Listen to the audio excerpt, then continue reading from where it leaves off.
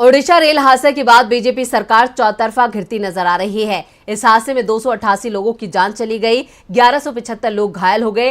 Rail मंत्री अश्विनी वैष्णव और PM Modi के अलावा विपक्ष के नेता और पश्चिम बंगाल की सीएम ममता बनर्जी तक ओडिशा बालासोर पहुंचे और घटनास्थल का जायजा लिया। वहीं अब तमाम विपक्षी दल इस हादसे को लेकर बीजेपी को घेर रहे हैं और लापरवाही किसकी हुई है, ये सवाल पूछ रहे हैं। इसी कड़ी में कांग्रेस नेता रणदीप सुरजेवाला ने पीएम मोदी से रेल हादसे को लेकर 9 सवाल पूछे हैं। क्या है वो सवाल, देखते हैं ये रिपोर्ट। ओडिशा रेल हादसे पे कांग्रेस नेता रणदीप सुरजेवाला ने कहा कि रेल मंत्री ने सिग्नल सिस्टम में फेलियर को लेकर गंभीर चेतावनी को इग्नोर क्यों किया। वहीं सुरजेवाला ने गंभीर आरोप लगाते हुए कहा कि रेल मंत्री का ध्यान रेलवे की सुरक्षा के बजाय मार्केटिंग और पीएम मोदी को खुश करने में ज्यादा है। कांग्रेस नेता रणदीप सुरजेवाला का पीएम मोदी से सवाल नंबर 1।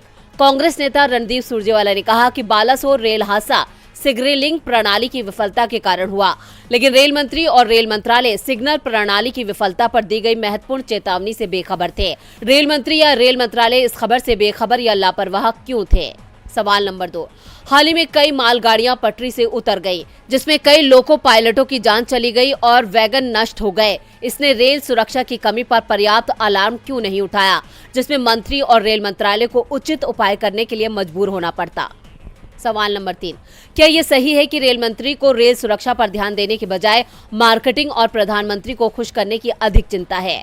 क्या रेल मंत्री भी मंत्रियों की सुरक्षा सुनिश्चित करने के लिए कठिन काम को देखने के बजाय प्रधानमंत्री से वंदे भारत ट्रेन शुरू कराने, रेलवे स्टेशनों के नवीनीकरण और राजस्व बढ़ाने में व्यस्त हैं? सवाल नंबर 4। क्या ये सही नहीं है कि रेलवे द्वारा दिए गए एक आरटीआई जवाब के अनुसार 39 रेलवे जोनों में से अधिकांश के पास आवश्यक मानव संसाधन की कमी है? सवाल नंबर 5। क्या ये सही नहीं है कि वर्ष 2022-23 में 165 गैर परिणामी ट्रेन दुर्घटनाएं हुई, जिनमें सिग्नल खतरे में पड़ने वाले SPAD के 35 मामले शामिल हैं?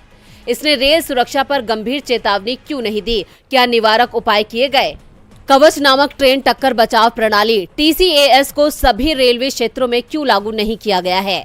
रेल मंत्रालय ने रेल सुरक्षा आयोग की शक्तियों में कटौती करके उसे बेमानी क्यों बना दिया है? क्या ये सही नहीं है कि कैग रिपोर्ट 2021 में कहा गया है कि राष्ट्रीय रेल सुरक्षा कोष का 20% गैर सुरक्षा उद्देश्यों के लिए इस्तेमाल किया गया था और पर्याप्त राशि का उपयोग नहीं किया गया था? रेल मंत्री पर IT और टेलीकॉम जैसे बड़े मंत्रालयों का बोझ क्यों है, जिसके चलते उनके लिए रेलवे दूसरे नंबर का काम हो गया है और सुरक्षा को खतरे में डाल रहे हैं? बहरहाल बालासोर में दर्दनाक ट्रेन हादसे को 36 घंटे से ज्यादा वक्त बीत चुका है। ओडिशा के अस्पतालों में अब भी दिल दहला देने वाला सन्नाटा पसरा हुआ है। देश के प्रधानमंत्री टीवी पर आकर बोल चुके हैं, इस हादसे का दोषी चाहे कोई भी हो, उसे बख्शा नहीं जाएगा, कड़ी कार्रवाई की जाएगी।